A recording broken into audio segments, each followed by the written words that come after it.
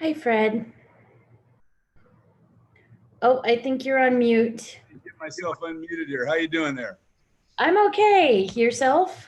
I'm doing just fine. And Excellent. we are,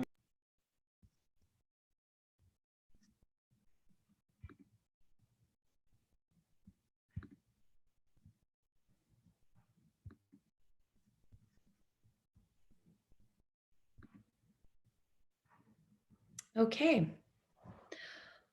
Well, everyone should be able to see my screen at this juncture. And so I'm going to go ahead and get going. Welcome, everybody. Thank you so much for joining us for the CalTestBed information session featuring our partners over at UC Berkeley. I'm really excited that Fred's going to be joining us today to talk about some of the capabilities at UC Berkeley. Our application period opened on February 25th, and it is going to be open until 11:59 on March 19th. So my name is Tenley Dahlstrom. I'm the director of the CalTestBed Program over at New Energy Nexus. The program is funded by the California Energy Commission, and it is funded through Electric Program Investment Charge Funds. So we are delighted and grateful to the CEC for providing the funding for this effort. Today, what I'm going to go over is, here's our brief agenda.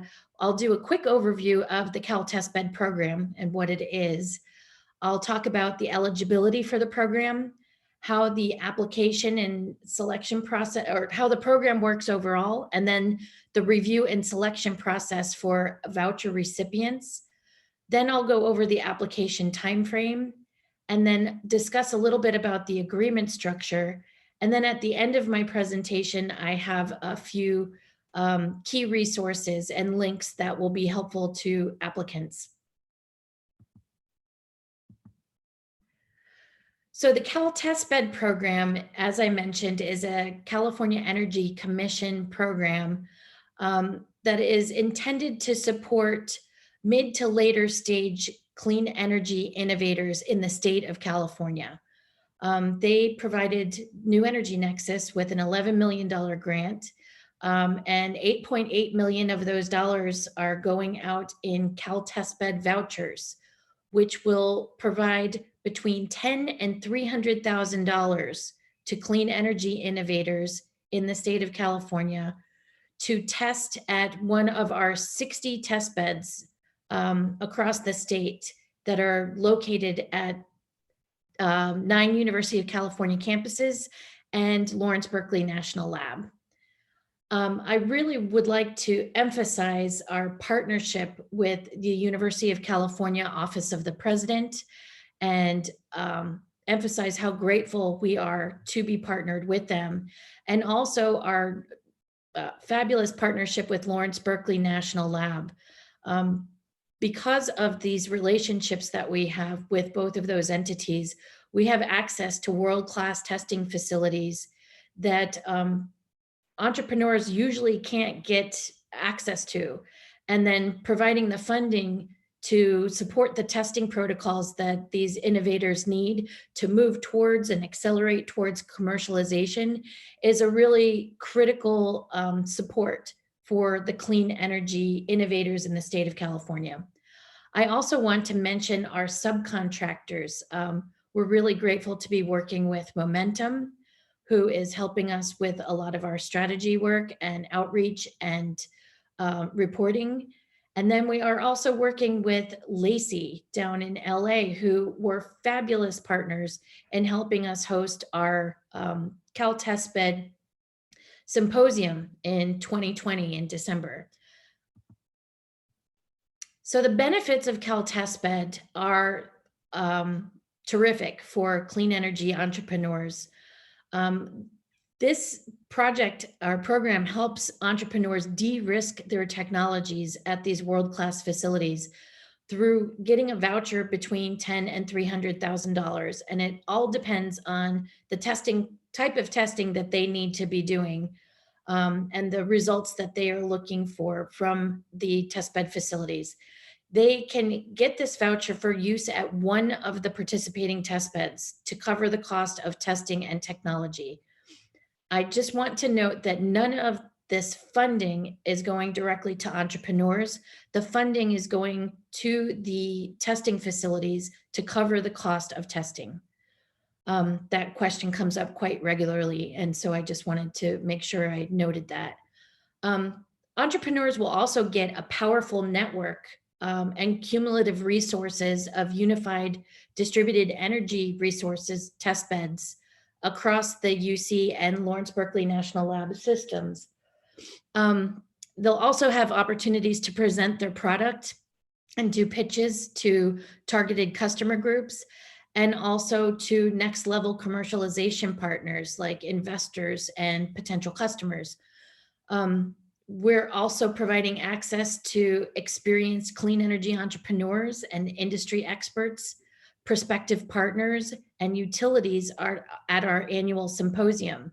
So I work hard all year trying to develop relationships nationwide with really excellent partners at the US Department of Energy, various utilities throughout the country, organizations like the Renewable Energy Buyers Association, which represents some of the largest clean energy purchasers, corporate purchasers in the country. And at the symposium, we feature each one of our clean energy voucher recipients, are the companies that receive our vouchers. And we provide a lot of opportunity to connect and network during that symposium as well. We also expose our companies to additional funding opportunities through the awesome platform of the Empower Innovation Network. This was also an initiative of the California Energy Commission. It's not directly connected to CalTestBed, but it is a really powerful tool that was designed and developed by the California Energy Commission to support the entire clean energy ecosystem, the innovation ecosystem throughout the state. And on this platform, there's events listed, there's funding opportunities that are not only California focused, but nationwide and even international, grant opportunities and awards opportunities. And there's also an opportunity to connect with and network and find partners on that platform as well. We also have built a really awesome community and ecosystem of fellow CalTestBed voucher recipients, and you can see all of the 26 voucher recipients are listed in our CalTestBed entrepreneur directory that's on our website. I also want to mention the very strategic way that the California Energy Commission has curated an ecosystem of regional innovation clusters. And this includes Lacey, Activate, Blue Tech Valley, and the Southern California Energy and Innovation Network. Each of those accelerators operate regionally, and New Energy Nexus operates statewide. So New Energy Nexus administers the CalSeed program, which is for earlier stage entrepreneurs than CalTestBed. But then CalTestBed is the next logical step in the pipeline of support towards commercialization. The CEC also has funding opportunities that are called Bridge and Ramp, which help entrepreneurs further accelerate towards commercialization. So I just want to note that each of these regional partners, act as channel partners for the applicants in our programs. And it's really a pleasure and a delight to work with each of these organizations. They're very supportive, and we also endeavor to support all of their efforts. So in regard to eligibility, what types of innovations will CalTestBed fund? I think this is on the minds of a lot of potential applicants. So we are looking for mid to later stage technologies that are hardware or integrated innovations. And they need to fall between technology readiness level 5 to 7. And we're looking for these types of organizations that would really benefit from laboratory level testing. So as you can see here, TRL 5 to 7 are defined as per the US Department of Energy's definitions. And these are the types of innovations that we're looking for. When we're talking about hardware and integrated solutions, we mean that we're absolutely not funding any standalone software solutions. They are not eligible for this program. The CEC has determined that hardware and integrated solutions have a much more challenging time raising funds to conduct testing, and it's a little bit harder for them, and so they needed this extra assistance. So any qualifying integrated solution must have both a piece of hardware that works in conjunction with software to deliver the technology's benefits. We also have 10 different technology categories that we accept applications in. And I know this is very fine print, but these definitions are all in our application manual online. They are also included in our CalTestBed facilities directory. But these 10 types of technology categories include building technologies, energy efficiency, energy storage, grid technologies, industrial and agricultural innovation, Internet of Things, material-based, renewable generation, transportation, and water technologies. And so we wanted to make sure that we were very clearly defining that the innovations that will be funded through this program are hardware or integrated solutions that support clean energy, innovations in these 10 different technology categories. So as I mentioned, CalTestBed is funded through the Electric Program Investment Charge, and that is, the acronym for that is EPIC. This is EPIC funded work. And so another eligibility criteria is that the applicants need to align with the EPIC goals. And the goals of the EPIC funding program, because the EPIC funds all come from a very small charge on the ratepayers of California's bills. So there's a small fraction of a charge on every single electricity ratepayer bill that goes into a fund, and that's who funds this work. And so in using those EPIC funds, the CEC is required to make sure that anything that gets funding through it reduces the costs for California ratepayers, increases grid reliability in California, improves the safety of California's energy mix. And there's also consideration about job creation and making sure that these companies are helping California transition to a clean energy economy. So that there's a very distinct California focus on the benefits of the funding. As I mentioned before, all the innovations need to fall between a TRL 5 and 7. And they all need to qualify within the technology categories as noted in the CalTestBed directory. And I also would like to note that we need to make sure that we have the capabilities to do the testing that is required for the testing protocols that the applicant wants. If we don't have the equipment, we cannot purchase the equipment to do this work. So it has to be pre-existing at one of the 60 testbed facilities in our directory. So that's another eligibility requirement. And then what kind of applicants are we looking for? So there's individuals and teams. There's businesses, which can be small startups, small businesses, and even larger companies.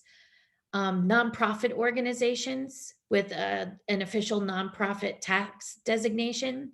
But I do want to make one note that um, based on experience, we are not allowing universities to apply as an entity for this program.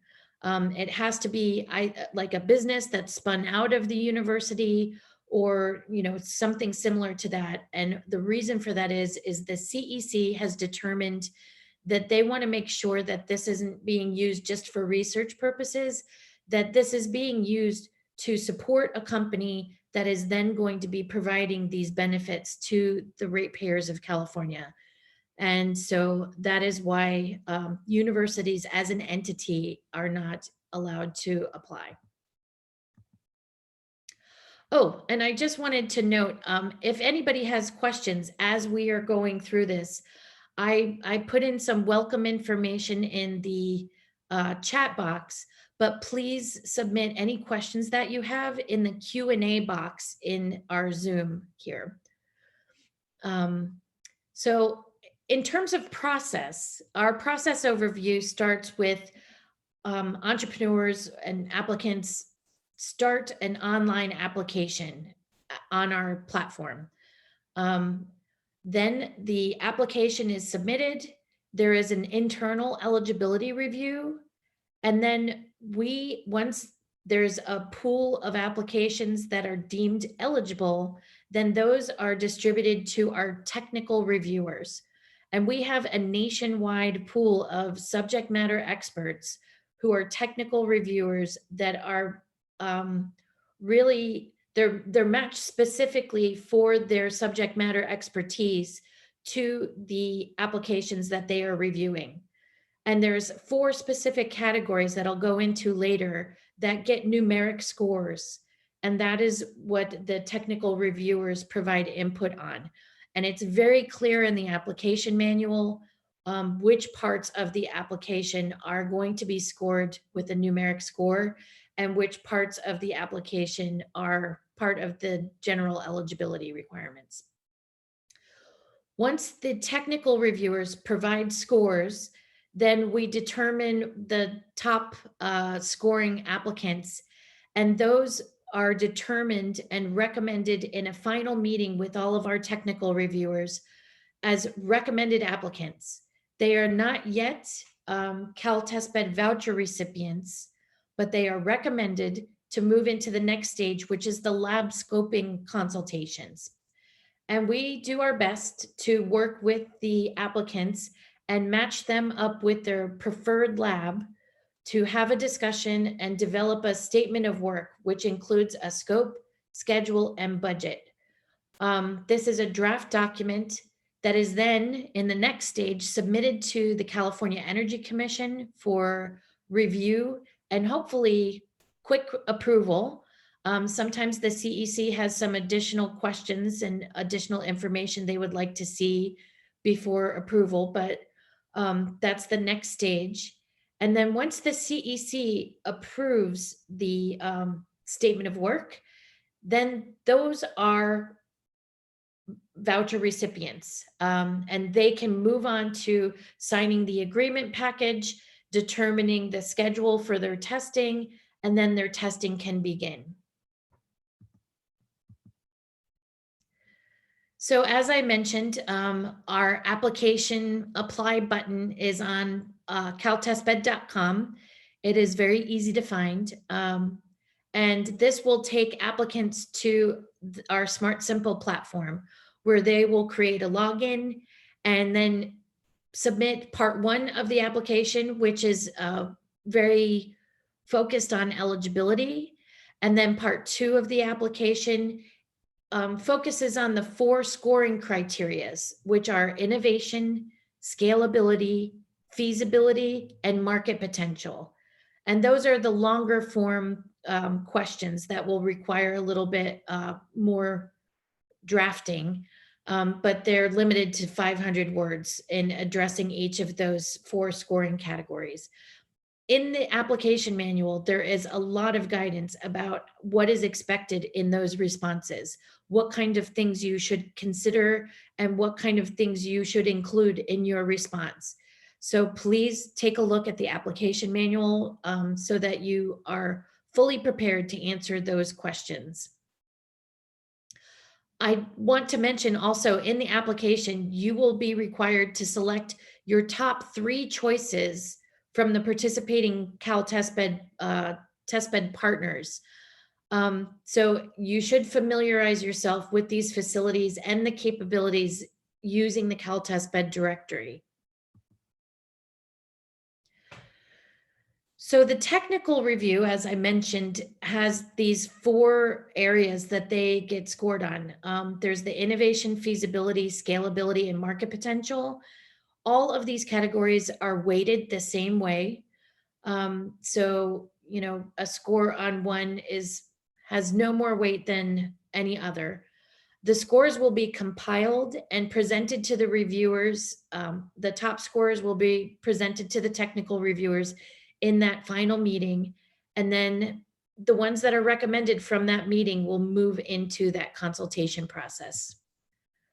I also would like to note that the way that we determine the top scoring applicants, we take the top scorers from each of these 4 regions in California. And so in the last round, we determined the top 6 to 8 entrepreneur applicants from each region, the top scoring 6 to 8. And we ended up with a pool of 28 companies that were recommended overall. And those 28 companies moved into the consultation process. 2 of those companies did not make it all the way through the consultation process, one because of a timing issue, and the other because they could not get their budget to fit within the guidelines for the program. So eventually we ended up with 26 applicants that were deemed to be and certified as CalTestBed voucher recipients.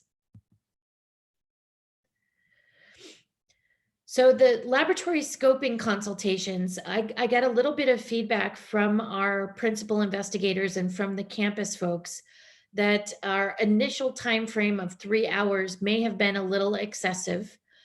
So this year we're proposing that the consultations be scheduled for between 1.5 to 3 hours, depending on how much time the principal investigators think they need to develop that statement of work. I know that the initial development starts in that consultation process and then is refined over a series of emails and further consultation between the entrepreneur and the principal investigators. I also would like to note that the budget is not determined by the entrepreneur. The budget for the effort is determined by the campus because only they know how much it costs them to conduct specific tests and what the staff lift entails and what the costs will look like. And so the entrepreneur talks with the principal investigators about what their needs are, and then together they determine what the testing protocol is going to look like. And then the campus is actually the entity that determines the final budget. And as I mentioned, so this draft statement of work goes to the CEC. They review, ask any clarifying questions, and if they have none, then it gets approved. And then things move into the agreement signing stage, and then the testing can begin. And so for this year, our important application dates include the following. So the applications opened on February 25th. On March 19th at 11:59, they are closing. Our initial eligibility review process will happen in that like 9-day period between March 19th and March 29th. And then in March 29th, our technical reviewers will begin their review process. which will end May 14th when we have our final technical reviewer meeting in which we get our final recommendations. Then my team at New Energy Nexus will be, organizing everything and working with the campuses to ensure that we have everything ready to start the consultations, which will start the week of June 21st. Now, this consultation schedule is weeks long, so that we provide the campuses enough breathing room for them to schedule these things. Some campuses get multiple projects, and we don't want to stress out our principal investigators or the ombuds people working at the labs with us. So we have a wide time frame, but I also want to note that once the labs and the entrepreneurs are finished and have a draft statement of work to submit to me, I have a rolling deadline where I bundle the applications or the statements of work, and I send them in bunches to the CEC. So there's a rolling review process. We don't have to put everything on hold and wait till the end of the consultation process to submit for review and approval.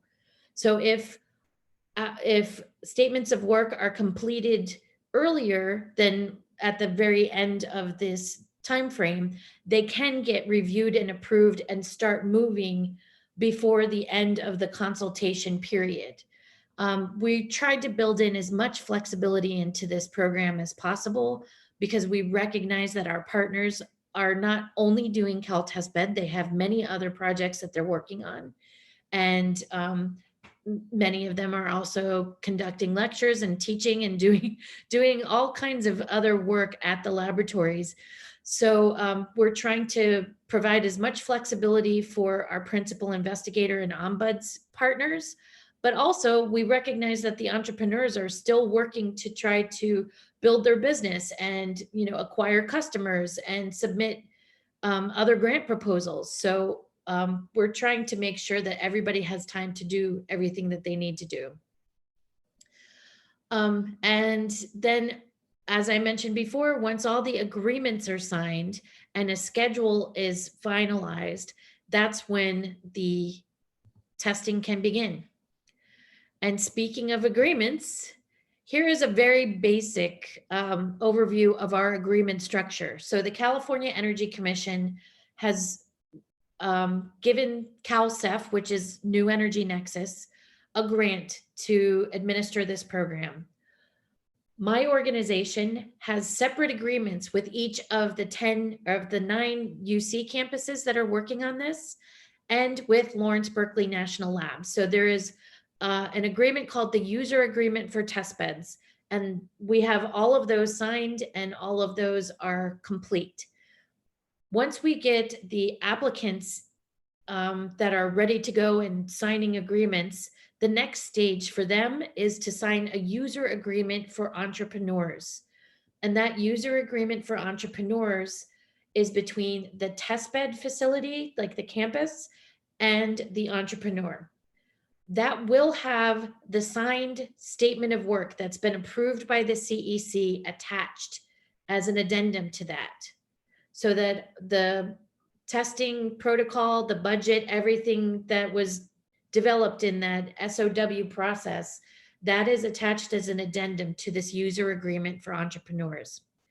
Then the next stage is that the entrepreneur signs an agreement with my organization called the Voucher Recipient Agreement. And that also has that signed statement of work attached as an addendum. And so that addendum ties all of these agreements together, and this is the agreement package. So the entrepreneurs will be signing 2 documents to make sure that they are prepared and ready to continue and move along with their testing. And now I am sharing just some applicant resources. These are links to the application manual, which really gives a very full description of what's expected in your application. Every single application question is in this manual. So if you want to start by just reviewing the manual before you even log into the system, you can do that and get a really clear overview of everything that we're going to ask you in the platform. And if you want to start drafting in like a Word document to work on it before you submit it through the system, you can do that as well. Here's also a link to the facilities directory, which lists all 10 of our participating campuses and the 60 different testbed facilities they're in and the capabilities of those testbed facilities. There's also contact information for the campuses in there for the ombuds people. I just would like to note that if you are going to contact an ombuds person, they have been giving guidance. They are not to help any applicants fill out their application, but can give guidance as to whether or not there's certain capabilities at their campus. So please do not contact the ombuds people asking them for help in how to word your application or how to present your testing within the application, but you may reach out to ask very targeted questions as to whether or not there is the capability to do XYZ at their campus. Do you have this piece of machinery? Do you have this capability? That's okay. We also have a link here to a video which gives a click-by-click how to set up your account login. And when you go to apply, this image in the bottom right-hand corner is exactly what the screen is going to look like. You're going to create a login through this screen, and you're going to be able to use that login to go back into your application if you don't finish it initially. And you can go in and check it before you submit it. So please make sure that you follow all the instructions. And if you have any problems at all creating your login, please feel free to check out our link here to how to set up your login. And with that, I am going to stop sharing my screen and I'm going to throw it over to Fred, who will talk about some of the capabilities at the UC Berkeley campus. Sounds good. I'll share my screen then. Let's see, it says host disabled participant screen sharing. So maybe. Okay, let me see if I can. You can make me a host or something. Go in here.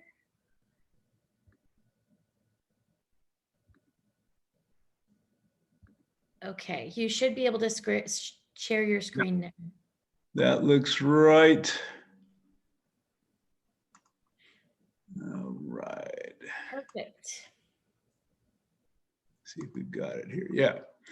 Okay, great. Thanks a lot, Tenley. My name is Fred Bauman, and I'm a project scientist at the Center for the Built Environment at UC Berkeley. And I'm also serving as the ombudsperson for the CalTestBed project at Berkeley. And so it's my pleasure here today to give you a brief overview of the capabilities that we have at the Berkeley campus to support the CalTestBed testing program. So let me just start off with a couple quick words about my research organization called the Center for the Built Environment, which is the main testing group at Berkeley.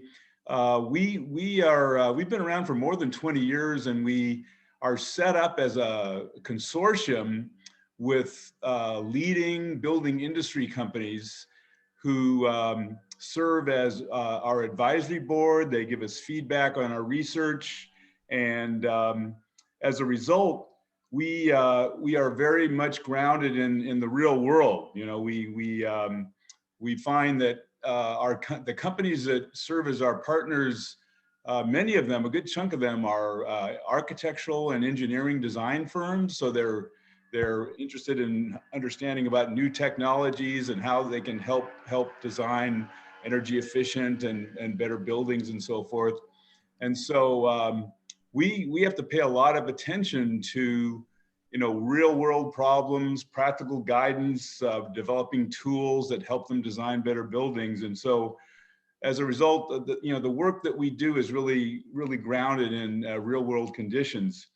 As you can see on this slide, our main research areas include a lot of work on building HVAC systems, a lot of measurements of indoor environments, also referred to as indoor environmental quality. We do a lot of thermal comfort research, building facade systems, and a lot of emphasis on human factors is always a part of our research, because it doesn't matter how efficient a building is, if the people don't like it, it's not really going to serve its purpose. So we always try to pay attention in our work to having the buildings, not only, you want them to be energy efficient, but you want them to serve the people that are occupying them as well.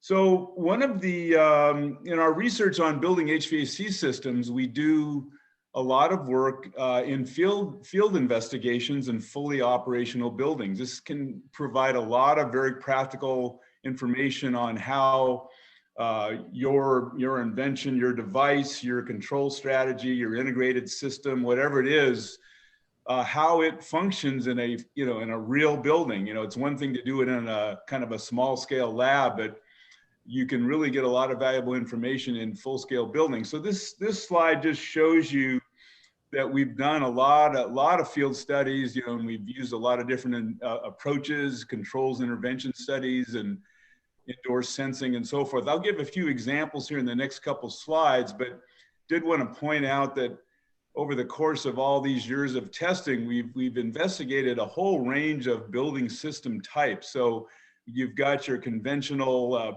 and this is, heating, ventilating, and air conditioning systems that I'm referring to. So variable volume with reheat is, a very conventional system that a large majority of buildings use. We've done a lot of work with those, but we've also investigated more innovative and advanced building system types like radiant systems, underfloor air distribution, displacement ventilation, mixed mode with natural ventilation, and even personal comfort systems. And these systems are attracting more attention in recent years as people are looking for ways to really improve the energy efficiency and improve the comfort of the people in the buildings and so forth. The pictures here on the screen are really taken from a recent project we finished up that was also funded by EPIC on radiant systems, and we had studied these 5 buildings in the California area, and so that was one example there. Another bit more on field studies. There we have one of our facilities on the UC campus is actually a campus building called Siddharjadai Hall. And this building houses the Center for Information Technology Research in the Interest of Society, better known as CITRIS. They are another one of the participating organizations on campus along with CBE. So the two of us, CITRIS and CBE, form the UC Berkeley research group that is providing assistance and testing capabilities for CalTestBed. This building is really quite something because it's a fully instrumented,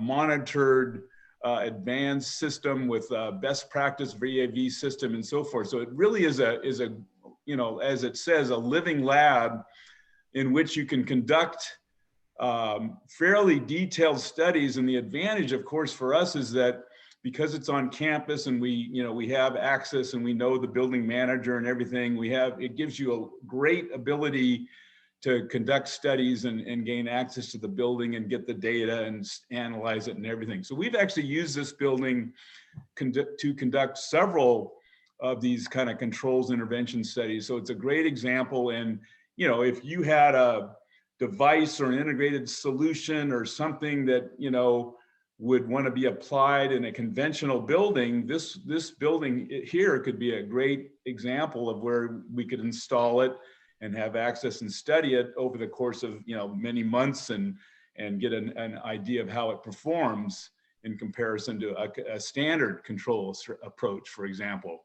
And here, I wanted to actually give an example of that. This is an example of a study that we did in Sadarjadai Hall on a technology. It's for conventional air distribution systems called time average ventilation.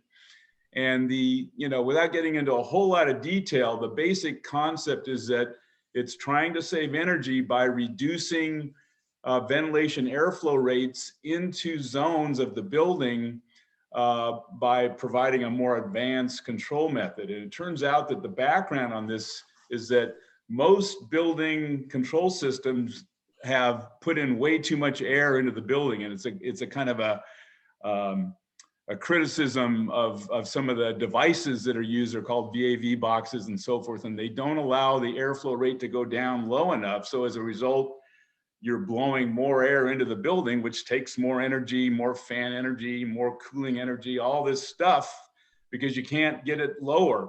Well, with this method that we investigated, we were able to actually get it down quite a bit. And the graph shows this. I don't want to get into it. I just mainly want to talk about it. But what we were able to do over the course of several months is to compare sort of the baseline standard control approach with this new approach that we would implement, and collect the data and analyze it. And you can see in the last bullet there that we showed 15% reduction in fan energy, 41% in reheat energy, and 23% in chilled water energy. So it was a dramatic improvement.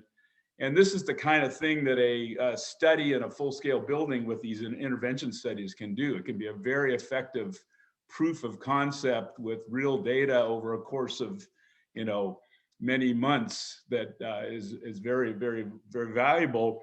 I will say one other thing, although we didn't use it in this particular study, we've developed a really cool new method, which is a randomized intervention study, in which when you're comparing one baseline control approach versus a new or advanced approach, you have a way where each day you randomly choose one or the other. So it's not something that you preordain or plan out. It just is done randomly. And over the course of many months, this ends up giving you a very fair and reasonable comparison, because you're not affected by whether it was colder this week and hotter the next week and all this stuff, because it's all random over the whole time, and it switches back and forth between one and the other, and you measure the performance with one versus the other as it comes along. So it's a very slick way that our researchers have learned how to do this, and it's a great way. And we've done several other studies with this method that we can share with you if interest is there. All right, enough on the details there. Another thing that we do on our field studies is get in there with a lot of detailed monitoring, and this is generally we call it our wireless toolkit. You can see some of the images in the lower left there of these boxes with multiple sensors for measuring all sorts of indoor environmental parameters. And you can collect data from a standard building automation system, but it's kind of limited, like a thermostat on the wall or an airflow in a duct or something like that. But if you really want to understand the details of the indoor environment at a greater detail, to understand how it affects people and their comfort, a more detailed array of sensors can be placed and report back wirelessly. And this data can be collected in real time and give you great value in understanding how the building is doing. So we have a bunch of these sorts of things that we use in our field investigations as well, if that's the type of study that people are interested in. Now, switching to lab studies, in the lab studies, we've studied all kinds of things from comfort, thermal comfort, air movement, air quality, even wearable sensors, and I'll say a few words about automotive cabin conditioning systems. We do both human subject experiments and then just physical testing in these it's a controlled environment chamber. And so human subject experiments would be, as say, an example there is a picture in the lower right where you've got subjects sitting there and being exposed to certain conditions. And then they're telling you through surveys, how do they like it? Is it too hot, too cold, to breezy, whatever it is that you're testing. So you can test a bunch of devices with human subject testing, or if you just want to do physical testing, you can, just get a whole array of sensors for air quality or temperature and so forth that allow you to characterize that, ventilation studies and so forth.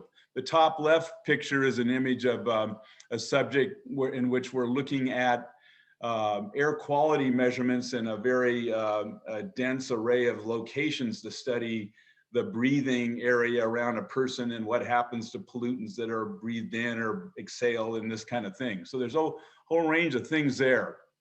Moving on, here's I want to say a word about the controlled environment chamber. This is our main test room that we do these studies, both the human subject ones as well as the physical testing. And it's really designed to resemble a realistic contemporary office space. And so, in that sense, we're trying to make it, when people are in there, they think they're in a real space and you get more realistic responses from the subjects. But again, it's a very real world kind of a thing. We're setting up realistic air distribution systems. We might have underfloor air with air coming out of the floor grills or a radiant system from the ceiling, whatever it might be. We actually set it up and it's representing a real situation. And the one other thing I should mention in the lower part here, you can see images of the thermal mannequin that we have. We have this advanced skin temperature controlled thermal mannequin that actually measures the heat exchange between a human body and the environment. And this can be used for characterizing devices that are being used for conditioning an individual or how that person experiences more of a system. And so you can see just those are infrared images there showing the temperature distribution on the mannequin itself, and it represents a real person by heating itself up so that the skin temperatures represent that of a person. So that's a very useful instrumentation there as well. Couple more slides here and then I'll be done. The automotive cabin studies, all of our thermal comfort research, is focused on people in buildings, but we also got a lot of interest from the automobile industry. And so we have actually mocked up full-scale cabs in our chamber to study space, conditioning systems that would be, for example, installed in an efficient electric vehicle. And you can imagine an electric vehicle where energy is going to be at a premium. You don't want your heating and cooling system using tons of energy. You want it to be as efficient as possible. So this was a way to study some of these more efficient methods for conditioning people and getting both human response with human subject testing as well as putting the mannequin there to study the detailed heat exchange and more in more detail there. So there's a lot of ways you can do flow visualization, infrared imaging, and so forth. And there's also a full advanced Berkeley model on thermal comfort that has been developed that we use for simulation studies, and that can support all of this work as well. So there's a lot of ways to get at that type of detailed comfort investigations in a small space like an automobile cab, where you've got air blasting in you and the sun coming in the window and all these kind of crazy things. It's quite interesting. And then finally, one last, I was talking to Tenley about this earlier.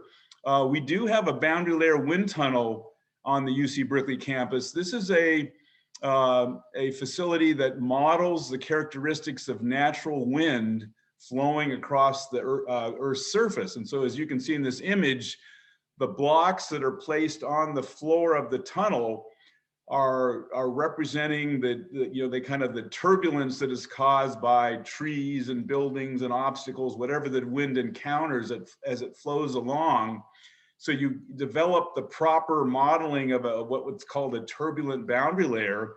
And then when you place your buildings or device or whatever it is that you want to study in the wind tunnel, you've got the proper modeling of full scale.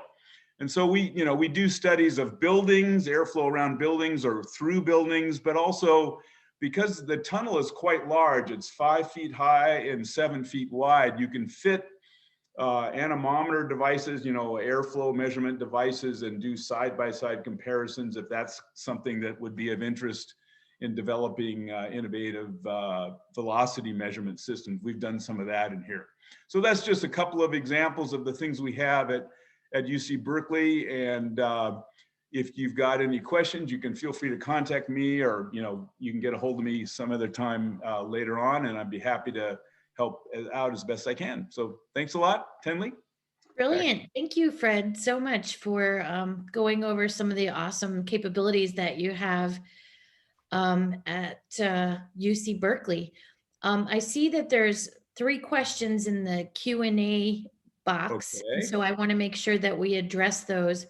The first question is asking whether or not the national lab's working with us, and it's at present, it's just Lawrence Berkeley National Lab that's working with us. But they're asking if there are UL or NRTL certification capabilities there. And I just want to note that we do not, through CalTestBed, we do not provide certification. But I would encourage you to reach out to, if you're planning on applying with Berkeley National Lab as your #1 proposed lab to work with, ask them if they are able to conduct third-party testing that would simulate the certification testing standards that you're looking for. With this program, the UC campuses will not provide verification or certification, but they will provide third-party testing feedback. And that is because of legal concerns and risk avoidance, because they don't want to certify a product that will then be put in the grid and then be held accountable if that particular product created an issue. So we will provide the testing, but we can't provide the certifications yet. I am looking into future iterations of this program to see if potentially at some point we could provide certification as part of the effort, but at present it is not. The next question is, what if our integrated technology falls under multiple technology categories and types? Can we select multiple categories or only one? I think in the application, it's just limited to one. So if you look at the definitions of each type, figure out which one it best fits into. I know for, building technologies and energy efficiency, there's a lot of overlap there, but whichever one best describes the type of technology that you are working on, that would be the one that you should choose. And then in your description, you can provide a broader explanation of what the technology is. But for our own purposes, we need to categorize them by certain technology types so we can match the correct technology or technical reviewers to review the application. So that's why we categorize them that way. The next question is there a criteria on size of business? For example, a maximum annual revenue or equity financed in order to be eligible for the program? And we do not have that kind of criteria. We don't have a cap on the, amount of revenue that a company has. And so that is not an issue for eligibility here. And then finally, this is specifically for you, Fred. I see one for, let me take that one. Do you see a role for better weather forecasting and optimizing HVAC operation? This is from Christopher Lund. And I would say, that is we know that weather forecasting is going to be playing a role, as we deal with climate change and all this kind of thing. So there's long range forecasting where people are doing studies and all this kind of thing. I'm not sure if that's exactly what you're referring to. I do know in the work that we've done with what we call high thermal mass radiant systems, which is a technology in which tubing with water is embedded in concrete slabs and so forth, and heated or cooled to control the building. And so because of the mass of those buildings, anticipating what's going to be happening 1 day or 2 days in the future actually can impact what you should do with controlling that building, because the thermal mass is quite, it's kind of like wrestling with a 50-pound gorilla or a 50-ton gorilla, whatever you want to call it. So you do need to pay attention to those kinds of things. I'm not sure if that's what you're referring to, Chris, but I think that there's definitely interest in this sort of thing. And they are more advanced controls for buildings are, looking at how do we incorporate, what the forecast is for tomorrow? Do we just need to know the temperature, or do we need to know 5 days from now or something like that? So there's definitely a role for that. And whether or not, I don't know if it's something to be more detailed about it, I don't know if what we have already is good enough, or if there would be something that you could improve on, but it's definitely important, I would say. That's the answer. Excellent. I don't see any additional questions that have come in, but I do want to note that in the chat, I've added a lot of resources with the links and all of the information in there. Let me just check to make sure I haven't missed anything that's in the chat. Nope. So there's links and resources in the chat right now with the application link and the application manual link and the directories link. And in closing, I just want to say, Fred, thank you so much for your time and your energy and your help with this program. We're really deeply grateful to our UC partners. There's such an excellent bunch of experts and scientists and administrators, and it's a huge lift to manage this program. And we're really grateful for the ombuds that are taking on the responsibility of helping kind of traffic cop all of the questions and all of the agreements and all of the work that's being done on all of these campuses. So Fred, thank you so much for your time and for your expertise. And we will be having one final webinar tomorrow. And I'm really excited to be talking about the UCSD capabilities tomorrow. And our friend Mike Ferry is going to be presenting that. He's one of the fantastic PIs at UCSD, and he's going to be presenting the capabilities there. So if anyone is interested in tuning in again to hear more about the UCSD capabilities, please feel free to join us tomorrow. And we're also recording all of these, so we will be presenting all of them and posting them via social media as well. So thank you all for your attendance, and take care. Have a great afternoon. All right. Thank you. All right. Thank you. Bye-bye.